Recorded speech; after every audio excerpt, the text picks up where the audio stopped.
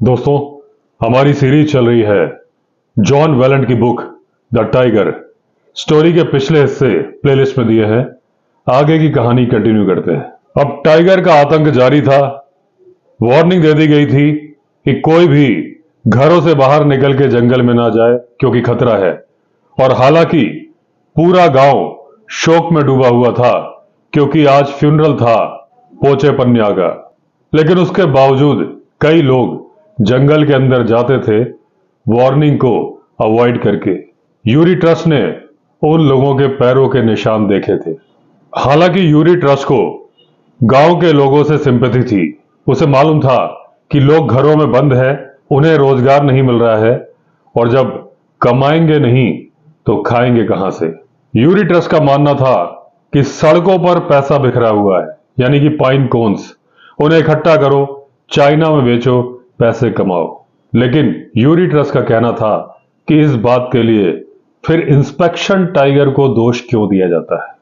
क्यों यह बोला जाता है कि इंस्पेक्शन टाइगर कुछ नहीं कर रहा और टाइगर लोगों को खा रहा है, जब टाइगर को पकड़ने की कोशिश हो रही है और लोगों से कहा जा रहा है घर के अंदर रहो, वो नहीं रह रहे हैं।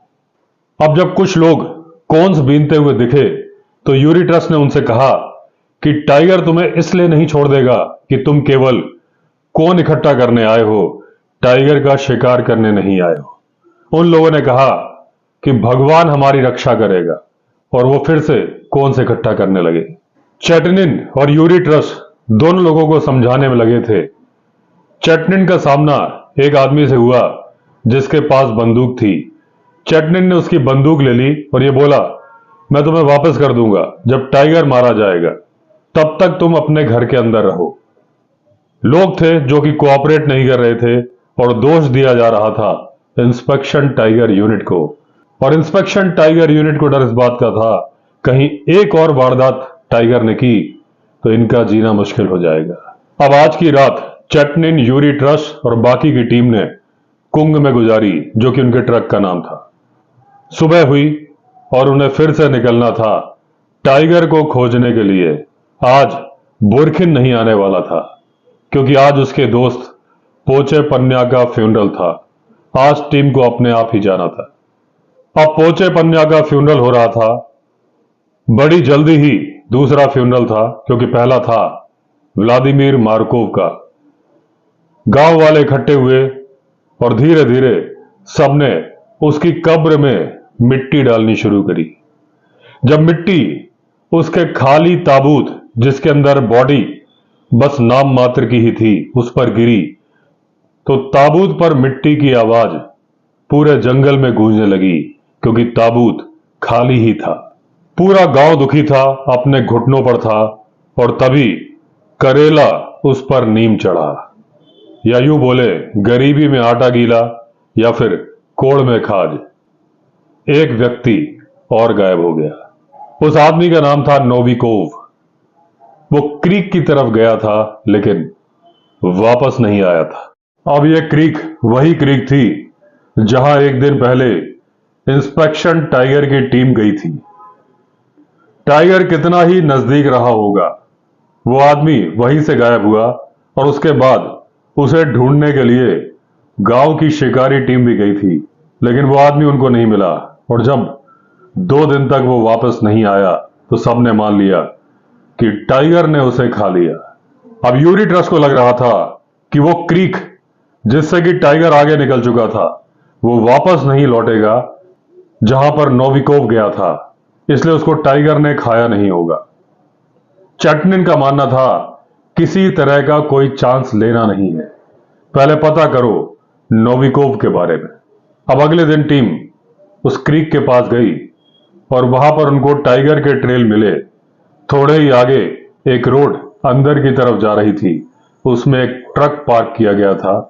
उसके अंदर 3 आदमी बैठे थे, उनमें से एक आदमी नोविकोव था। वो बुरी तरह थक गया था, उससे चला नहीं जा रहा था, तो उसने रात गुजारी थी ट्रक में। अब यह नहीं पता चला कि नोविकोव थका हुआ था या दारू पिए था या फिर दोनों, लेकिन जब उसके दोस्तों को वो वापस मिल गया तो वो इतना डर गया था कि उसके बाद गांव से कभी नहीं निकला। अब यूरी ट्रस और चटनिन उस इलाके की खोजबीन करते रहे। उन्होंने करीब 100 माइल्स को सर्च किया। टाइगर के ट्रैक्स मिले और उन्हें मालूम चला कि इस इलाके में करीब 5 टाइगर हैं, लेकिन जिस टाइगर को वो ढूंढ रहे हैं वो सेंटर में है। अब टीम को दिक्कत होने लगी। हालांकि ये उन्होंने कभी नहीं सोचा था कि उन्हें केवल एक टाइगर ही मिलेगा जंगल में, लेकिन उन्होंने ये भी नहीं सोचा था कि 5 टाइगर मिल जाएंगे। हालांकि किसी भी टाइगर का पग मार्क उस टाइगर के जितना बड़ा नहीं था जिसको ये लोग खोज रहे थे, लेकिन उसके बावजूद उस इलाके में कब्स भी थे, फीमेल भी थी। अब आज भी टीम उसी तरीके से टाइगर ट्रेल पर जा रही थी जैसे पहले 2 दिन गए थे। बीच बीच में टाइगर के ट्रेल्स खो जाते थे, लेकिन फिर उन्हें मिल जाते थे। कई बार ऐसा होता था कि जिस टाइगर को ये ढूंढ रहे थे उसके ट्रेल्स खो जाते थे और फिर उन्हें नए टाइगर के ट्रेल्स मिल जाते थे, लेकिन ये उसे पहचान लेते थे क्योंकि उस टाइगर के पैर में चोट थी और अब वो चोट बिगड़ती जा रही थी, क्योंकि वो टाइगर अपना एक पैर खींच के चल रहा था, यानी जमीन में घसीट के चल रहा था, और अब उसका घसीटना बढ़ता जा रहा था। अगले दिन बुरखिन ने फिर से हंटिंग टीम को ज्वाइन कर लिया। बुरखिन ने बोला कि वो हमेशा से पैर को घसीट के चलता था, उछल के चलता था, और जब उससे पूछा गया क्या टाइगर को मालूम चल चुका है कि हम लोग उसे ढूंढ रहे हैं, तो बुरखिन ने कहा किसी को क्या मालूम कि टाइगर क्या सोच रहा है और उसे क्या मालूम है, क्योंकि जो ये मालूम करने जाएगा कि टाइगर को क्या मालूम है वो खुद नामालूम हो जाएगा। अब टीम के कुछ मेंबर्स का ख्याल था कि टाइगर उनसे बहुत आगे चल रहा है और उसे नहीं मालूम है कि उसके पीछे हंटिंग टीम आ रही है, लेकिन यूरी ट्रस्ट को लग रहा था कि हमने दिन में इतनी बार ट्रेल्स चेक किए हैं, हर बार हमारा डिस्टेंस टाइगर के साथ कम होता जा रहा है, तो अगर टाइगर को यह मालूम भी है कि हम उसके पीछे आ रहे हैं तो भी वो डर नहीं रहा है, हमसे भागने की कोशिश नहीं कर रहा है। जिस दिन से टाइगर ने पोचे पन्या को मारा था तब से वो ऊंचाइयों पर यानी ऊंची पहाड़ियों पर ही था। उसने अपना हंटिंग मेथड भी चेंज कर दिया था। अब वो जानवरों का शिकार करने की कोशिश कर रहा था, क्योंकि बार बार छलांग मारने के निशान मिल रहे थे। या यह भी हो सकता था कि वो अपना टाइम पास कर रहा हो, टाइम बिता रहा हो, क्योंकि उसे इंतजार था कि कोई भटकता हुआ शिकारी सोबोलनी से उसे आ मिलेगा जंगल में।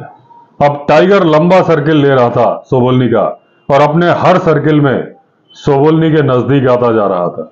जिस इलाके में टाइगर था उस इलाके में एक वाइल्ड बोर का साउंडर भी था, और पूरी संभावना थी कि टाइगर जंगली सुअरों के चक्कर में है, लेकिन यह टाइगर जंगली सुअरों को मार नहीं पा रहा था। वहां पर एक जंगली सुअर का शिकार हुआ था, लेकिन एक छोटे टाइगर ने मारा था, और बाद में छोटे टाइगर के पगमार्क्स के ऊपर इस बड़े आदमखोर टाइगर के पगमार्क मिले, यानी कि बड़े टाइगर ने छोटे को भगा दिया था, और उस जंगली सुअर में जो भी कुछ बच गया था उसको इस बड़े टाइगर ने खाया था, लेकिन इतना नहीं था कि इसके जीवित रहने के लिए पर्याप्त हो।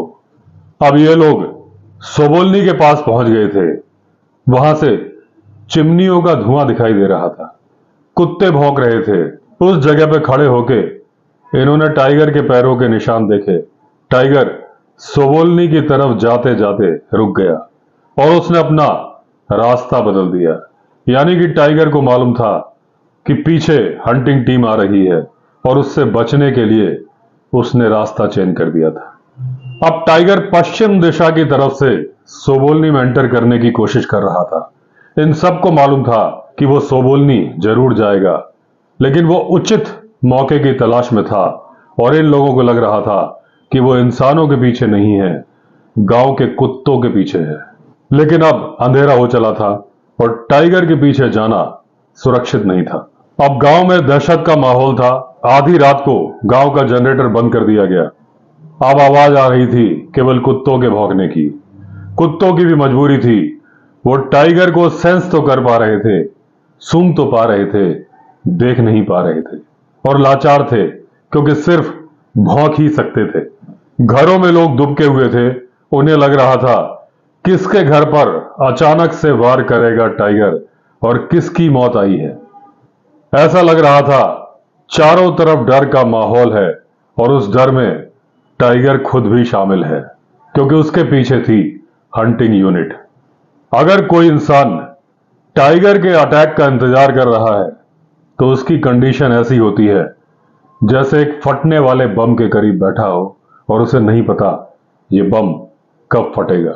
अब सुबह के पहले इंस्पेक्शन टाइगर यूनिट अपने ट्रक कुंग से बाहर नहीं आ सकते थे।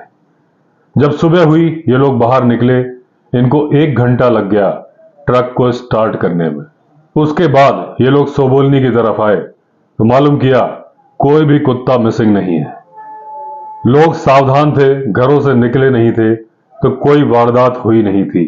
उसके बाद टीम उस जगह पर पहुंची जहां इन्होंने कल टाइगर के ट्रैक्स छोड़े थे। देखा गांव के पास गया तो था, चक्कर काट के निकल गया था। टाइगर गांव के अंदर नहीं गया था। क्यों नहीं गया था नहीं मालूम। अब या तो कारण यह था कि जंगल में जानवर अवेलेबल थे और टाइगर उन्हें ही मारना चाहता था, और या फिर उसने ट्रक कुंग की आवाज सुन ली थी और उसे मालूम था यहां पर टीम है जो उसे मारने के लिए रुकी है। यानी कि टाइगर जानता था कि अगर शिकार करने गांव में जाऊंगा तो खुद शिकार बन जाऊंगा। यूरी ट्रस को लग रहा था कि टाइगर अकेले आदमी के मिलने के इंतजार में है, वो गांव में आके नहीं मारना चाहता है। अब क्रीक के पास बुरखिन ने जब टाइगर के पैरों के निशान देखे तो उसके दिमाग में खतरे की घंटी बज गई। उसने देखा टाइगर के पैर एक सीधी दिशा में जा रहे थे, उस दिशा में जहां पर एक नदी थी, एक दूसरी क्रीक थी और वहां पर उसके पड़ोसी का कैबिन था। जंगल में कैबिन, अकेला कैबिन। अब बुरखिन का मानना था कि यहां के लोग अपने कैबिन में ताला नहीं लगाते। कभी भी कोई मिलने आ जाता है उसका स्वागत सत्कार करते हैं।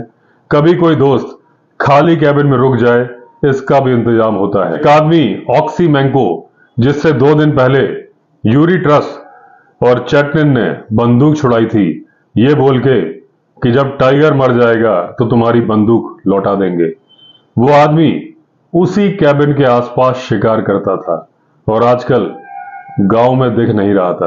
अब टाइगर बहुत ज्यादा भूखा था, उसने कई दिन से कुछ नहीं खाया था। ठंड -30 डिग्री के आसपास थी, यानी टाइगर को जितना खाने की जरूरत थी उससे कहीं ज्यादा खाने की जरूरत अब है अपने आप को गर्म रखने के लिए। अब बुरखिन को लग रहा था कि टाइगर डेस्परेट होके उस कैबिन की तरफ जा रहा है, अब शिकार करेगा ही करेगा, क्योंकि भूख और ठंड का प्रेशर टाइगर के ऊपर है। लेकिन तभी दूसरे आदमी ने कॉन्ट्राडिक्ट किया और उसने रेडियो पर यूरी ट्रस को टाइगर की संभावित लोकेशन के बारे में बताया। सबको मालूम था कि टैगा में ठंड बहुत ज्यादा पड़ रही है और टाइगर की थर्मल क्लॉक बंद होने वाली है, यानी 2-3 दिन में अगर टाइगर को खाना नहीं मिला तो वो ठंड की वजह से मर जाएगा। लेकिन बुरखिन ने जो सोचा था वही सच था। टाइगर सीधा उस कैबिन की तरफ गया।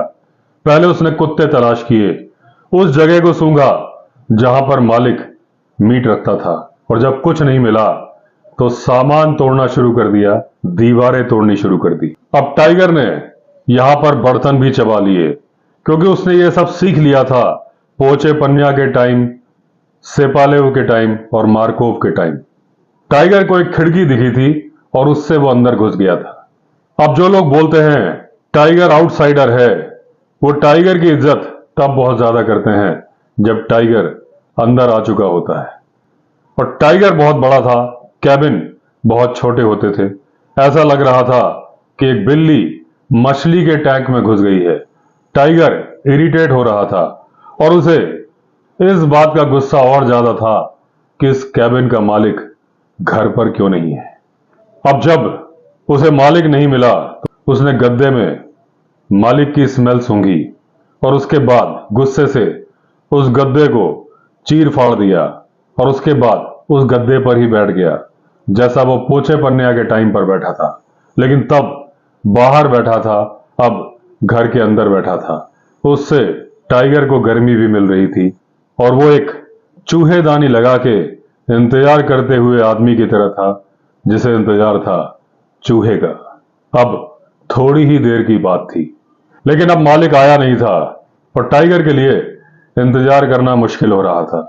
या तो वो बहुत ज्यादा अधीर हो रहा था और या फिर उसे ऑक्सी मैंको के आने की आहट सुनाई दे गई होगी रोड की तरफ से, तो वो सुबह सुबह उठ के बाहर चला गया।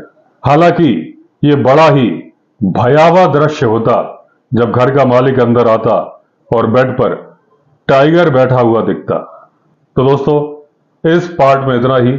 आगे की कहानी कंटिन्यू करेंगे अगले पार्ट में। अगर आपने चैनल सब्सक्राइब नहीं किया है तो चैनल सब्सक्राइब कर लीजिए। चलिए फिर मिलते हैं, तब तक के लिए all the best. Vande Mataram.